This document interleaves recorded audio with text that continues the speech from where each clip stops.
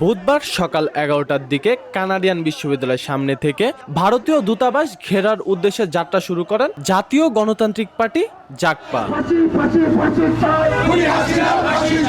মিছিলটি নিয়ে যাওয়ার পথেই সড়কে পুলিশের বাধার সম্মুখীন হয়। তারপর সেখানে অবস্থান নিয়ে গণমাধ্যম কর্মীদের জাতীয় নাগরিক পার্টি জাগপার সহসভাপতি রাশেদ প্রধান বলেন, হাজার মানুষ এবং জুলাইয়ে যারা শহীদ হয়েছেন তাদের পরিবার হাসিনার ফাঁসি দেখার জন্য অপেক্ষা করছে।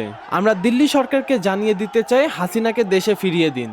ঘেরাও হবে ভারতীয় দূতাবাস অল্প কিছুক্ষণের মধ্যে। আমাদের প্রধানতম শত্রু হচ্ছে ভারতীয় আগ্রাসন।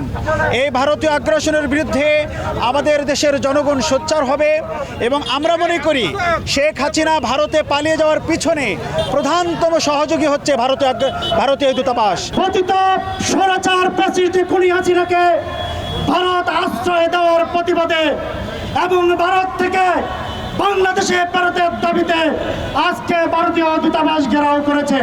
আমাদের দাবি, দেশের মানুষের দাবি, হাসিনাকে ফেরত দিন, বাংলার জমিনে তার বিচার হবে। আমরা শেখ হাসিনা সহ সকল দুঃশাসনের খুনি নেতাদের ফেরত চাই। ভারতের হিন্দুস্থানের বিরুদ্ধে প্রয়োজনে সকল রক্ত ঢেলে দিব, আত্মহতি দেব, ভারতীয় আধিপত্যের কাছে মাথা নত করব না। তিনি বলেন, বাংলাদেশের বিভিন্ন স্থানে দিল্লির যেসব রয়ের এজেন্ট এবং কর্মকর্তা রয়েছে তাদের সকলকে প্রত্যাহার করে নিজের দেশে ফিরিয়ে নিয়ে যান, না হলে আবার জুলাই হবে। হাসিনা তো দেশ ছেড়ে পালিয়ে যেতে পেরেছে, কিন্তু আপনাদের রয়ের এজেন্ট ও কর্মকর্তারা দেশ ছেড়ে পালিয়ে যেতে পারবে না। দেশের মানুষ যার ফাঁসি দেখার জন্য অপেক্ষায় রয়েছে, সেই ফ্যাসিস্ট শেখ হাসিনাকে রাষ্ট্রীয় মর্যাদায় ওই ভারত 1 বছর ধরে আশ্রয় দিয়ে রেখেছে। এই আশ্রয় চলবে না।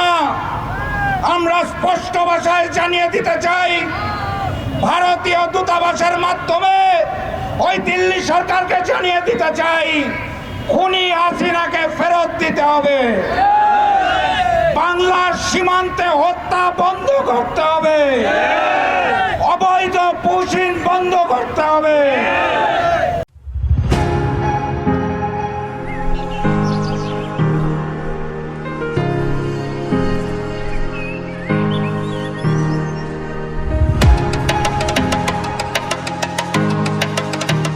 তিনি আরো বলেন, বিগত 3টি নির্বাচনে এই দিল্লি থেকে ফলাফল নির্ধারণ করা হয়েছে।